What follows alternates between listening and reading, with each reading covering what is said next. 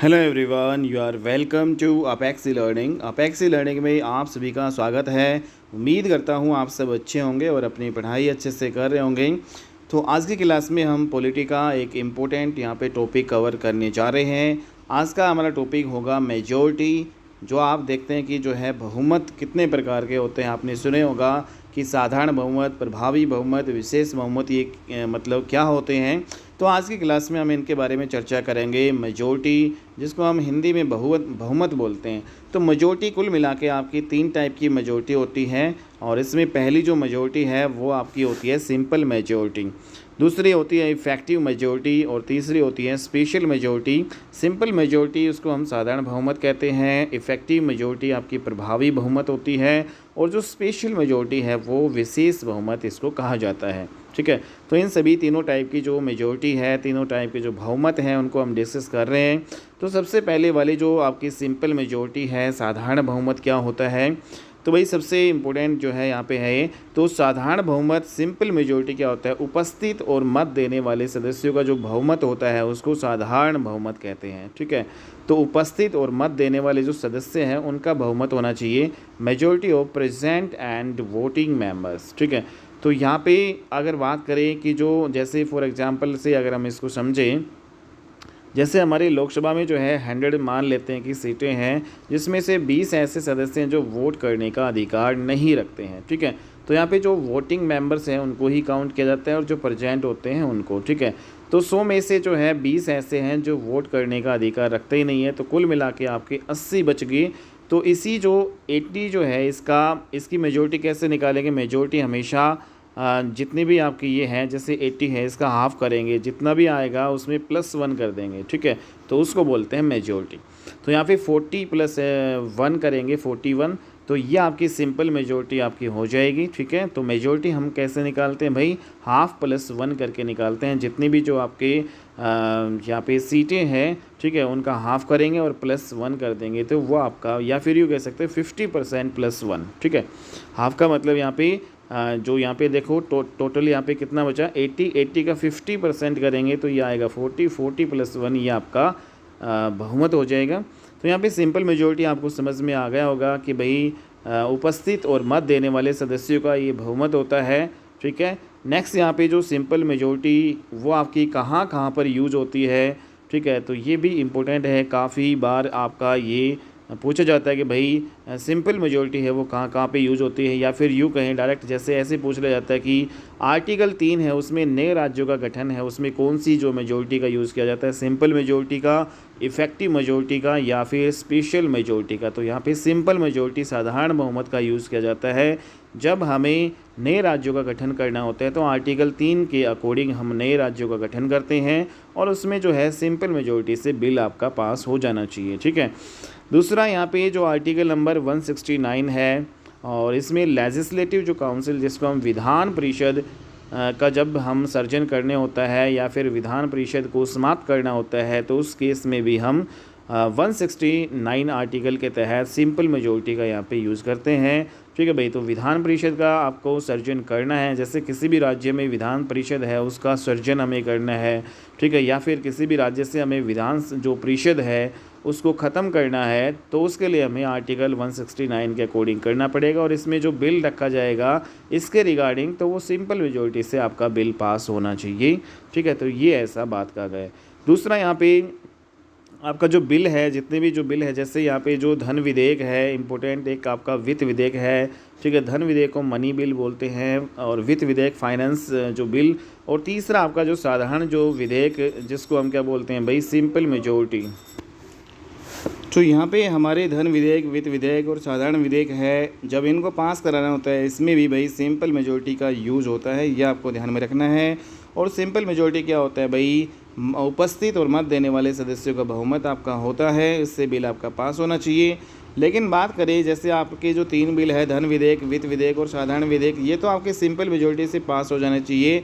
But आपका एक जो विधेयक होता है संविधान संशोधन विधेयक वाला, ठीक है भाई, कॉन्स्टिट्यूशनल अमेंडमेंट जो आपका बिल होता है वो आपका स्पेशल मेजॉरिटी से पास होता है, ना कि सिंपल मेजॉरिटी से, ये आपको ध्यान में रखना है। ठीक है, तो जब भी हमें कॉन्स्टिट्यूशनल अमेंडमेंट एक्ट करना होता है, ठीक है, तो ये आपका स्पेशल मेजॉरिटी से ही पास होता है। बाकी जो ये धन विधेयक, वित्त विधेयक, साधारण विधेयक, तीनों सिंपल मेजॉरिटी से जो बिल पास होते हैं, ठीक है भाई, संसद में। नेक्स्ट यहाँ पे एक होता है आपका निरपेक्ष बहुमत, जिसको हम एब्सोल्यूट मेजॉरिटी बोलते हैं। तो भाई एब्सोल्यूट मेजॉरिटी क्या होता है? मेजॉरिटी ऑफ टोटल मेंबर्स, ठीक है। तो जितने भी मेंबर होंगे ना, उनकी मेजॉरिटी आपकी होती है। तो इसमें भाई जैसे फॉर एग्जांपल की बात करें, कुल सदस्यों का बहुमत ये होता है आपका निरपेक्ष बहुमत। इसमें जैसे लोकसभा में आपकी मान लेते हैं कि 100 जो है सदस्य हैं, तो चाहे कितने भी आए या ना आए, इस बात से फ़र्क नहीं पड़ता है, ठीक है। हर हालत में जो बिल है आपका, जैसे 100 जो है टोटल है भाई, ठीक है, 100 आपकी टोटल सीटें हैं, टोटल मेंबर हैं, तो इसका जो 50% करेंगे तो 50 बनेगा और +1, ठीक है। मीन्स हर हालत में जो है 51 से आपका ये बिल पास हो जाना चाहिए। इसको बोला जाता है एब्सोल्यूट मेजॉरिटी, निरपेक्ष बहुमत, ठीक है। तो ये आपका है। नेक्स्ट यहाँ पे दूसरा जो टाइप हमने पढ़ा था इफ़ेक्टिव मेजॉरिटी, प्रभावी बहुमत क्या होता है? तो इसमें जैसे फॉर एग्जांपल अगर हम प्रभावी बहुमत की बात करें, तो जो प्रभावी बहुमत क्या होता है? तत्कालीन सदस्यों का बहुमत है, उससे बिल पास होना चाहिए, ठीक है भाई। तत्कालीन सदस्यों का बहुमत से बिल पास होना। अब ये तत्कालीन सदस्य कैसे आते हैं? तो यहाँ पे जैसे मान लेते हैं कि राज्यसभा है, उसमें जो है 245 सीटें हैं, ठीक है, और 5 सीटें हैं राज्यसभा की भाई वैकेंट हो गई। वैकेंट यहाँ पे जैसे क्या रीज़न हो सकता है वैकेंट होने का? भाई किसी ने रिज़ाइन कर दिया या फिर किसी को हटा दिया गया 5 सदस्यों को, या 5 सीटें यहाँ पे, या 5 जो है सदस्यों की डेथ हो गई। तो इस प्रकार से 5 सीट अगर वैकेंट होगी 245 में से, तो बची आपकी 240, ठीक है। तो ये 240 हैं, इसी को ही तत्कालीन सदस्य बोलते हैं। तो ये जो तत्कालीन सदस्यों का बहुमत से बिल आपका पास हो जाना चाहिए। अब 240 का उसका बहुमत कैसे निकालेंगे? इसका जो है 50% निकालेंगे, 120 बनेगा, और +1 करेंगे तो 121 इसका बहुमत हो जाएगा। तो 121 से ये जो आपका बिल आपका पास हो जाना चाहिए सदन में, ठीक है। तो यहाँ पे इफ़ेक्टिव मेजॉरिटी, प्रभावी बहुमत इसको बोला जाता है भाई, जो तत्कालीन सदस्यों का बहुमत से बिल पास हो जाना चाहिए। ओके, तो ये आपको समझ में आ गया होगा। तो यहाँ पे जो आपका इफ़ेक्टिव मेजॉरिटी है, जो आपका प्रभावी बहुमत होता है, वो कहाँ कहाँ पे यूज होती है? सबसे पहले जो आपका उपराष्ट्रपति होता है, उसको हटाने में आपका ये कौन सा मेजॉरिटी का यूज होता है? तो इसमें प्रभावी बहुमत, जो इफ़ेक्टिव मेजॉरिटी है, उसका यूज़ किया जाता है उपराष्ट्रपति, जो आपके वाइस प्रेसिडेंट को हटाने में। तो वाइस प्रेसिडेंट को जब हम हटाते हैं तो कौन से आर्टिकल के तहत हटाते हैं? आर्टिकल 67 का क्लॉज बी के तहत हम उपराष्ट्रपति या वाइस प्रेसिडेंट को हटाते हैं। तो क्या होता है कि भाई जो बिल है सबसे पहले आपका राज्यसभा में रखा जाता है, क्योंकि उपराष्ट्रपति राज्यसभा का सभापति होता है। तो सबसे पहले जो बिल है वो कहाँ पे रखा जाएगा भाई? राज्यसभा में। और सबसे पहले जब ये बिल रखा जाता है राज्यसभा में, तो 14 दिन पहले सूचना दी जाती है, ठीक है। तो 14 दिन पहले सूचना देनी होती है कि भाई वाइस प्रेसिडेंट को हटाना है, ठीक है। तो राज्यसभा में बिल रखा जाता है, 14 दिन पहले सूचना दी जाती है, फिर उसके बाद में यहाँ से इफ़ेक्टिव मेजॉरिटी से ये आपका राज्यसभा में पास हो जाना चाहिए, ठीक है। तो कौन सा जो यहाँ पे हमने एक एग्जांपल देखा कि भाई उपराष्ट्रपति को हटाने में कौन सी मेजॉरिटी का यूज़ किया जाता है? यहाँ पे आपका इफ़ेक्टिव मेजॉरिटी, प्रभावी बहुमत का यूज़ किया जाता है, ठीक है। जैसे ही ये राज्यसभा में इफ़ेक्टिव मेजॉरिटी, प्रभावी बहुमत से पास हो जाता है, तो ये लोकसभा में जाएगा, और लोकसभा में यहाँ पे भाई सिंपल मेजॉरिटी से बिल आपका पास हो जाना चाहिए, साधारण बहुमत से आपका बिल पास हो जाना चाहिए। तो प्रेसिडेंट, जो आपके वाइस प्रेसिडेंट है, उपराष्ट्रपति, उसको हटा दिया जाएगा, ठीक है। दूसरा इसमें जैसे दूसरा है उपसभापति, ठीक है। जो राज्यसभा का सभापति को हटाने में भी हम किसका यूज़ करते हैं? प्रभावी बहुमत का। और राज्यसभा का जो उपसभापति होता है, ठीक है भाई, उसको भी हम हटाते हैं प्रभावी बहुमत के द्वारा। तो इसमें भी जो बिल है वो राज्यसभा में रखा जाएगा, ठीक है। और 14 दिन पहले सूचना देनी होती है। तो राज्यसभा में बिल इफ़ेक्टिव मेजॉरिटी से यहाँ पे पास हो जाना चाहिए, ठीक है। तो आपका ये हट जाता है उपसभापति राज्यसभा का। नेक्स्ट यहाँ पे बात करें कि लोकसभा के जो अध्यक्ष होते हैं और उपाध्यक्ष हैं, वो भी इसी जो है इफ़ेक्टिव मेजॉरिटी से ही आपके हटते हैं, ठीक है। हमने देखा राज्यसभा के जो सभापति हैं और राज्यसभा के जो उपसभापति हैं, दोनों ही इफ़ेक्टिव मेजॉरिटी वहाँ पे यूज हो रही हैं। सेम प्रोसेस यहाँ पे जो लोकसभा के जो अध्यक्ष हैं, लोकसभा के जो उपाध्यक्ष हैं, लोकसभा के स्पीकर और डिप्टी स्पीकर, इनको भी भाई मतलब इफ़ेक्टिव मेजॉरिटी से यहाँ पे ये हटाए जाते हैं। लेकिन जब लोकसभा के अध्यक्ष या उपाध्यक्ष को हटाना होता है तो सबसे पहले बिल है वो किस में रखा जाएगा भाई, लोकसभा में ही रखा जाएगा। और ये जो 14 दिन पहले है वो सूचना दे देनी होती है, ठीक है। 14 दिन पहले सूचना दे देनी होती है कि भाई अब लोकसभा के अध्यक्ष को हटाया जा रहा है, ठीक है। और फिर जो है ये लोकसभा में आपका इफेक्टिव मेजोरिटी से बिल आपका पास हो जाना चाहिए। नेक्स्ट यहाँ पे आपका अगर हम यहाँ पे स्टेट में बात करें, स्टेट में आप सभी जानते हैं कि लेजिस्लेटिव काउंसिल जो आपकी विधान परिषद होती है और जो विधान सभा भी होती है लेजिस्लेटिव असेंबली, तो जो विधान जो परिषद है उसके जो सभापति होते हैं, विधान परिषद के जो उप सभापति होते हैं, उनको हटाने में भी आपकी ये इफेक्टिव मेजोरिटी जो है का यूज़ किया जाता है। इसमें भी भाई 14 दिन पहले जो है सूचना देनी होती है। जब भी हम विधान परिषद के सभापति या उप सभापति को हटाते हैं तो भाई 14 दिन पहले सूचना देनी होती है, ठीक है। और यहाँ से भी इनको भी हम इफेक्टिव मेजोरिटी से ये हटाए जाते हैं, ठीक है, प्रभावी बहुमत से हटाए जाते हैं। नेक्स्ट बात करें कि विधान जो आपकी सभा है, विधानसभा के जो अध्यक्ष और उपाध्यक्ष, ठीक है, तो जो आपकी लेजिस्लेटिव असेंबली के जो आपके स्पीकर है और जो डिप्टी स्पीकर है, इनको भी इफेक्टिव मेजोरिटी से हटाया जाता है। तो जो बिल है सबसे पहले किस में रखा जाएगा, बिल आपका लेजिस्लेटिव असेंबली में ही रखा जाएगा भाई। जिस हाउस के जो आपके हेड है उसी में ही आपका बिल रखा जाता है और 14 दिन पहले आपकी यहाँ पे सूचना देनी होती है, ठीक है। तो हमने ये सारी जो है जितने भी आपके सदन है, ठीक है, सेंटर में आपका लोकसभा और आपका राज्यसभा हो गया, इनके जो अध्यक्ष और उपाध्यक्ष होते हैं, ठीक है, इनको इफेक्टिव मेजोरिटी से हटाया जाता है। जबकि यहाँ पे स्टेट की बात करें तो लेजिस्लेटिव काउंसिल और लेजिस्लेटिव असेंबली के जो स्पीकर डिप्टी स्पीकर हैं, इनको भी इफेक्टिव मेजोरिटी से हटाया जाता है, ठीक है। और इनके ही हाउस में जो है सबसे पहला जो बिल रखा जाएगा, 14 दिन पहले यहाँ पे सूचना देनी होती है। तो उम्मीद करता हूँ यहाँ पे आपको सभी अच्छे से समझ में आ गए होंगे पॉइंट। नेक्स्ट यहाँ पे बात करें कि जो उपराष्ट्रपति है, उपराष्ट्रपति किसका हेड होता है भाई, राज्यसभा का हेड या चेयरमैन होता है। तो इसे उपराष्ट्रपति को कास्ट वोट करने का अधिकार है, लेकिन ऑर्डिनरी वोट का अधिकार इसको नहीं होता है, ठीक है। तो वेरी वेरी इंपॉर्टेंट पॉइंट है भाई, जो वाइस प्रेसिडेंट है उनको कास्ट वोट करने का, कास्ट वोट किसे बोलते हैं भाई, निर्णायक मत जिसको बोला जाता है।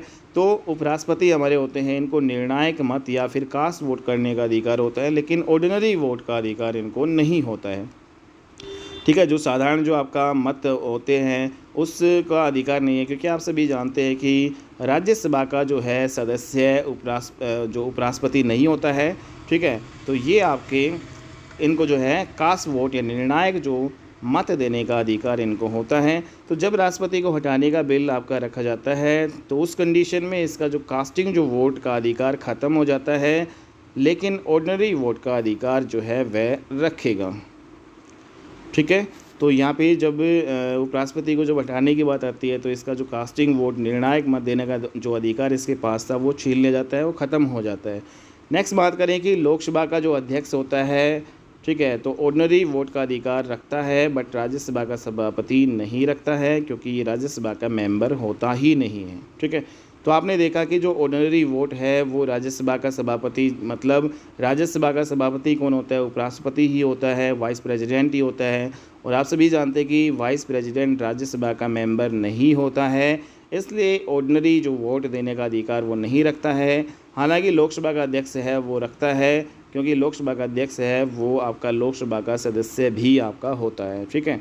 नेक्स्ट यहाँ पे बात करें कि जो ऑनररी वोट का अधिकार ओनली मेंबर्स के पास होता है। आपने देखा कि जो मेंबर्स होते हैं ना, जो सदस्य होते हैं लोकसभा या फिर यहाँ पे लोकसभा या राज्यसभा के जो सदस्य होते हैं उनके पास जो है ऑर्डिनरी वोट का अधिकार होता है, साधारण जो मत देने का अधिकार होता है, ठीक है भाई, साधारण जो वोट करने का अधिकार होता है, लेकिन हेड ऑफ हाउस यह अधिकार नहीं रखता है। तो यहाँ पे हमने देखा जो कास्टिंग जो वोट है, निर्णायक मत का अधिकार हेड ऑफ हाउस के पास आपका होता है, ठीक है। तो जैसे लोकसभा का जो हेड है उसको हम बोलते हैं लोकसभा का अध्यक्ष या जो लोकसभा का जो स्पीकर बोलते हैं हम, ऐसे ही जो आपका हेड होता है राज्यसभा का, जिसका राज्यसभा का सभापति हम उसको बोलते हैं राज्यसभा का चेयरमैन, ठीक है। तो ये इनको जो है क्या होता है कि कास्ट वोट करने का अधिकार होता है, निर्णायक मत देने का अधिकार होता है, ठीक है। तो लोकसभा का अध्यक्ष को हटाने का बिल जैसे लाया जाता है तो यहाँ पे मेंबर ऑफ लोकसभा जो है भी आपका होता है लोकसभा का अध्यक्ष, लेकिन इसके पास जो कास्ट वोट का अधिकार है, ऑर्डिनरी वोट का अधिकार यहाँ पे नहीं है। लेकिन हटाने का बिल लाने पर उपाध्यक्ष ही अध्यक्ष का आपका काम करता है। तो जब भी आपका लोकसभा के अध्यक्ष को हटाया जाता है तो उसके स्थान पर लोकसभा का जो उपाध्यक्ष होता है वो लोकसभा के अध्यक्ष के रूप में काम करेगा। तो यहाँ पे हमने देखा कि सिंपल मेंबर के रूप में काम करने लगता है। ऐसी कंडीशन में लोकसभा के अध्यक्ष के पास ऑर्डिनरी वोट का अधिकार होगा, बट कास्ट वोट का अधिकार नहीं होगा। ठीक है, तो ये आपको ध्यान में रखना है, क्योंकि लोकसभा का जो वो सदस्य भी होता है तो वो ऑर्डिनरी वोट वो कर सकता है, लेकिन जब उसको हटाने की बात आती है तो उसके पास कास्ट वोट करने का अधिकार नहीं रहता है, वो छिन जाता है। ठीक है, तो ये चीज़ें आपको समझ में आ गई होगी। नेक्स्ट यहाँ पे अगली जो टाइप जो मेजॉरिटी है आपकी विशेष बहुमत, दो टाइप के हमने बहुमत देख लिए है। तो एक आपकी सिंपल मेजॉरिटी हम पढ़ चुके हैं, दूसरी आपकी जो इफ़ेक्टिव जो मेजॉरिटी है जिसको हम प्रभावी बहुमत बोलते हैं, तीसरी जो मेजॉरिटी आपकी है स्पेशल मेजॉरिटी जिसको हम विशेष बहुमत बोलते हैं। ठीक है, तो जो विशेष बहुमत है भाई आपके 3 प्रकार के होते हैं। जो टाइप ए वाला जो है, कौन कौन सी, टाइप ए वाली स्पेशल मेजॉरिटी, टाइप बी वाली स्पेशल मेजॉरिटी और टाइप सी वाली जो है स्पेशल मेजॉरिटी। 3 टाइप की स्पेशल मेजॉरिटी विशेष बहुमत आपके होते हैं।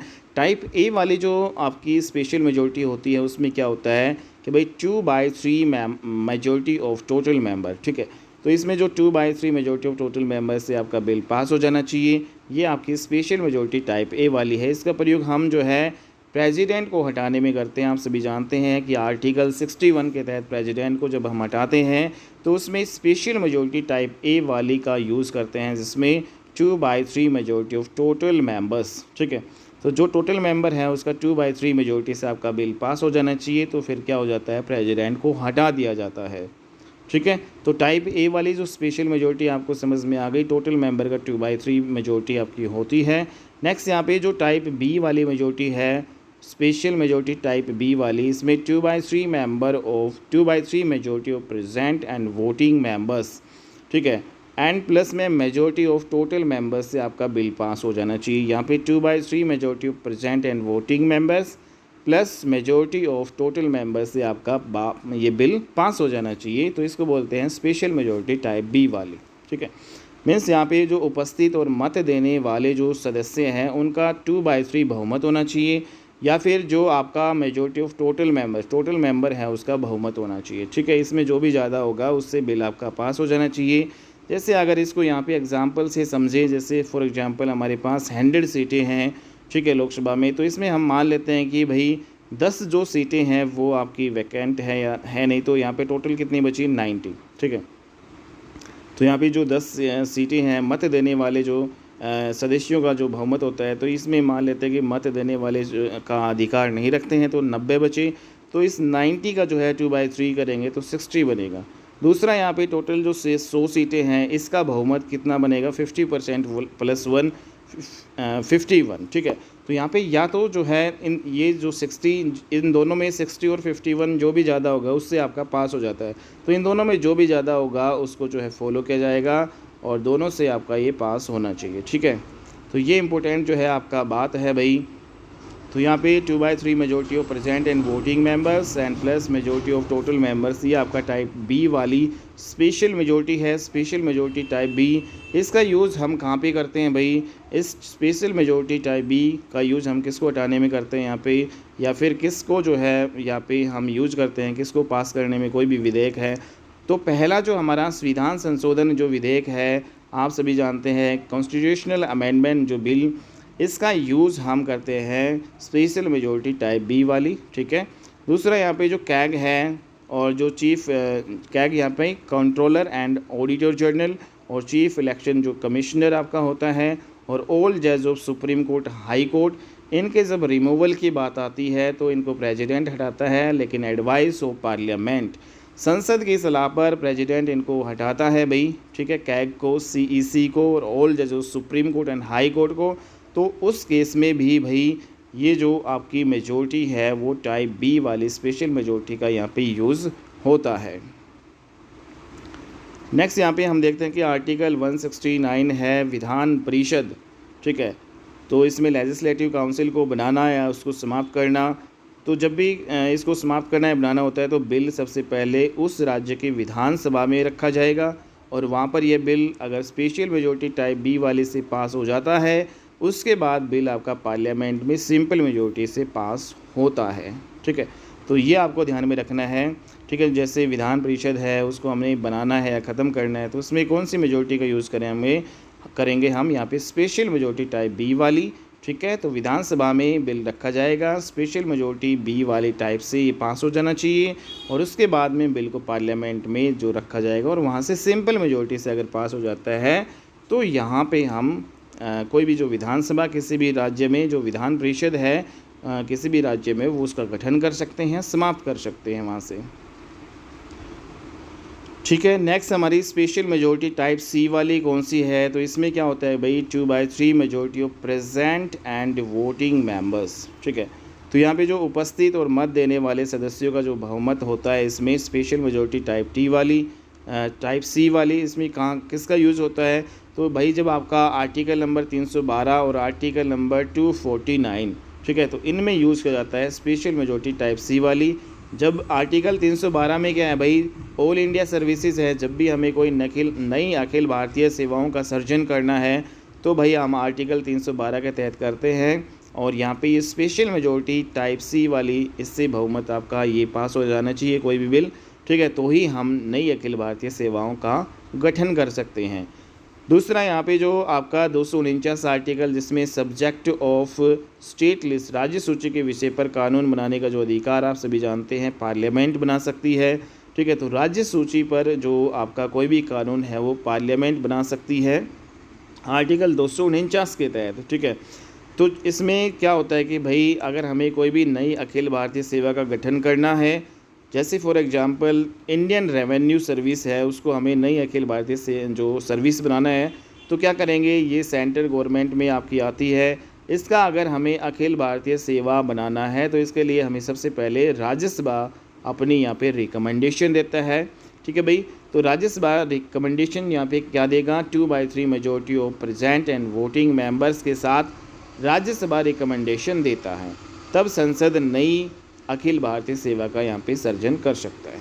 ठीक है, तो ये आपको ध्यान में रखना है। नेक्स्ट यहाँ पे आपका जो राज्य सूची के विषय पर जो भी कानून राज्य सरकार बनाती है, ठीक है, अगर राज्य सरकार ये कहे कि कानून बनाना पब्लिक वेलफेयर में ज़रूरी है, तब ऐसी कंडीशन में जो संसद है इस राज्य सूची की स्पेशल मेजॉरिटी टाइप सी के रिकमेंडेशन पर संसद राज्य सूची के विषय पर कानून बना सकती है। ठीक है, तो यहाँ पे हमने देखा जो राज्यसभा आपका आर्टिकल 249 और आर्टिकल 312 में क्या होती है भाई, मजबूत होती है, यहाँ पे इसकी रिकमेंडेशन राज्यसभा की ली जाती है। ठीक है, तो ये हमने देखा कि जो स्पेशल मेजॉरिटी टाइप सी वाली क्या होती है भाई, 2/3 majority of present and voting members से आपका क्या हो जाना चाहिए, बिल पास हो जाना चाहिए। तो ये हमारी मेजॉरिटी थी आज की क्लास में। तो आपको ये कैसी लगी, उम्मीद करता हूँ आपको ये क्लास जो है अच्छी लगी होगी। अगर आपको ये अच्छी लगी तो प्लीज़ इस वीडियो को लाइक कीजिएगा, शेयर कीजिएगा, और अगर आपने चैनल को सब्सक्राइब नहीं कर रखा है तो प्लीज़ चैनल को सब्सक्राइब ज़रूर कर लीजिए। ओके बाय, नेक्स्ट क्लास में हम मिलते हैं, तब तक के लिए बाय एंड टेक केयर।